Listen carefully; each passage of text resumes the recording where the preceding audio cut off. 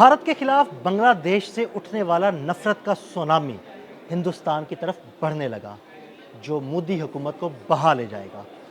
ये मामला सारा क्या है? आखिर इतनी नफरत एकदम क्यों पैदा हुई?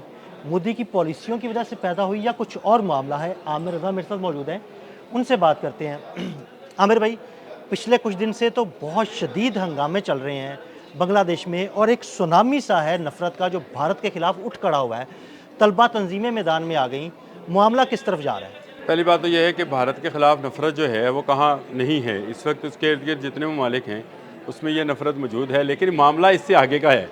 इस नफ़रत से आगे एक जंग का माहौल बन गया है, और ये मैं नहीं कह रहा हूँ। भारतीय पार्लिमानी कमेटी के एक रुकन ने, जो दिफाई पार्लिमानी कमेटी है, उसने कहा कि बांग्लादेश हमारे लिए स्ट्रेटजिकली थ्रेट बन गया है और हमारी शुमाल मशरक़ की 7 रियासतें जो हैं वो कट सकती हैं हमसे। इस पर हमें तवज्जो देनी चाहिए और इसको इवल इन द बर्ड, यानी जड़ से उखाड़ना चाहिए। उन्होंने इवल का लफ्ज़ उसके लिए यूज़ किया। मैं ये समझता हूँ कि ये थ्रेट वाकई है, भारत को ये बड़ा थ्रेट लग गया है, क्योंकि इसकी वजह यह है कि ये जो शुमाल मशरक़ की 7 रियासतें हैं, जिनमें असम है, अरुणाचल प्रदेश है, त्रिपुरा है, नागालैंड है, मिज़ोरम है, त्रिपुरा है, ये वो रियासतें हैं जिनका एक सिलिकॉन कॉरिडोर जो है उससे रास्ता है, और वो जिसको चिकन नेक आप बार बार इसको करते हैं।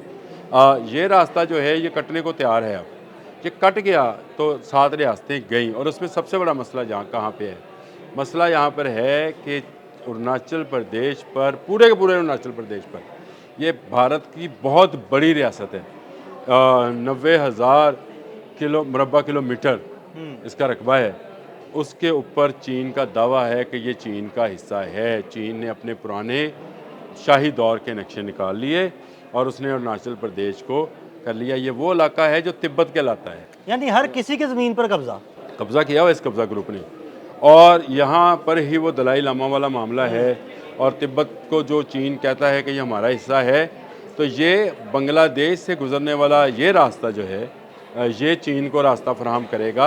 ये जो पार्लियामेंट्री कमेटी के अंदर जो ये उबाल उठा है ना अदील साहब, ये ऐसे ही आम सी बात नहीं है, कि कोई क्योंकि ये बड़ी बात करने जा रहा है। देखिए, मोदी की ये स्ट्रेटजी रही है। वो एक फॉल्स फ्लैग ऑपरेशन कराता है, इल्ज़ाम दूसरे मुल्क पर धरता है और फिर उस पर एक फ़ौजी कार्रवाई का आगाज़ कर देता है। अब वो चाह ये रहा है कि ये जो हंगामे इस वक्त बांग्लादेश में हो रहे हैं, और बांग्लादेश के मुख्तलिफ़ शहरों में इंडियन कौंसल खाने बंद कर दिए गए हैं।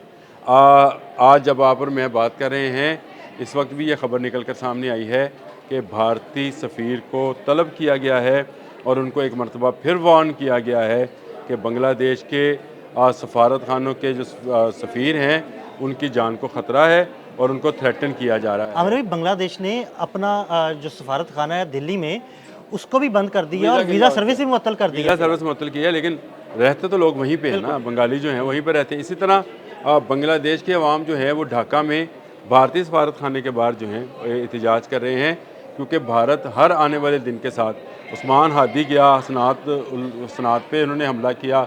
उसके बाद वो जो लड़का कल हमने डिस्कस किया था, तालिब इल्म रहनुमा, उस पर भी हमला कर दिया। तो मैं ये समझता हूँ कि हर आने वाले दिन के साथ ये कोई ना कोई नया पखंड जो है भारत रच रहा है। और अब ये बात कि स्ट्रेटजिकली ये मेरे लिए बड़ी खौफनाक बात है, आप इसको ज़रा इस तरह से समझें।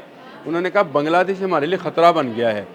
करते क्या हैं ये, ख़तरे का नाम लेकर, जैसे इन्होंने, आप इसको लेट से पाकिस्तान के ऊपर इन्होंने क्या कहा था कि पाकिस्तान हमारे लिए ख़तरा बन गया है, और हमारे पहलगाम में इन्होंने दहशतगर्दी की है। तो अब वही बात जो है ये बांग्लादेश की तरफ कर रहे हैं। लेकिन अब इनको जो खौफ मुब्तला है, ये जब बांग्लादेश के नक्शे, अब्दुल्ला तारिक से सबने अपने कालम में बड़ी प्यारी लाइन लिखी है, वो कोट करना चाहता हूँ उनको।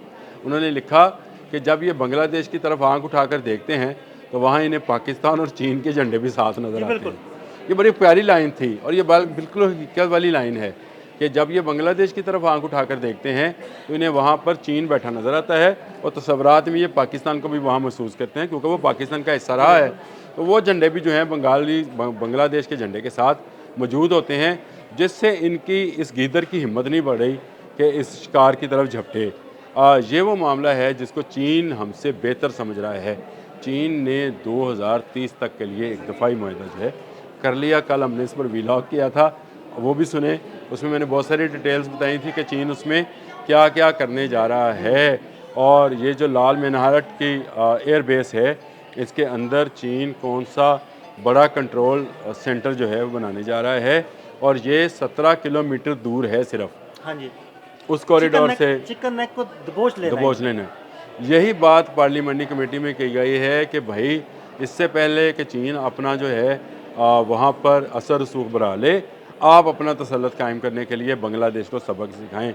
लेकिन वो मुझे फिर मैं दोबारा कहता हूँ उस कालम की ये लाइन बड़ी ज़बरदस्त है कि जब ये आंख उठा कर देखते हैं तो इनको पाकिस्तान, क्योंकि पाकिस्तान ने इनको इनके ऑपरेशन संदूर का संदूर जो था इनके माथे से मिटा दिया और इनके जहाज़ गिरा दिए और इन पर मिसाइल की ऐसी बारिश की कि जिसको ये शायद रहती दुनिया तक याद रखेंगे। और फिर उसके बाद चीन है, और चीन का याद रखिएगा DF-21 किसी दूसरे मुल्क के लिए नहीं बना है, वो सिर्फ भारत के लिए बना है। अब आए इस बात। DF-21 की रेंज कम रखी गई। क्यों रखी गई? क्योंकि अमेरिका के ख़िलाफ़ उनके पास DF-31 है, DF-41 है। दूर के ममालिक के लिए उनके बाकी मिसाइल्स मौजूद हैं।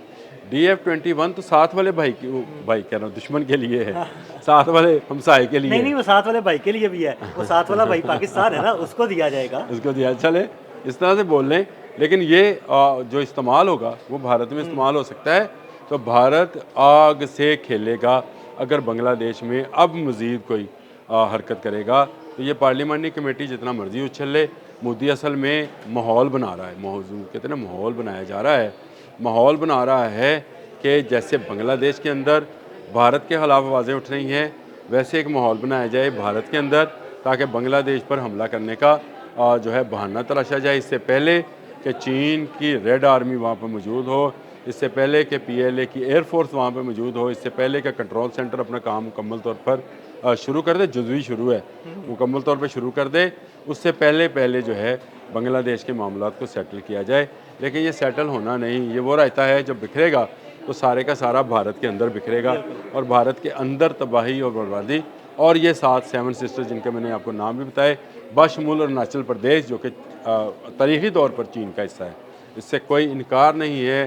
तारीख़ी तौर पर कह लें, जोग्राफियाई तौर पर कह लें, सकाफ़ती तौर पर कह लें, मजहबी तौर पर कह लें, ये सारे का सारा खित्ता चीन का है।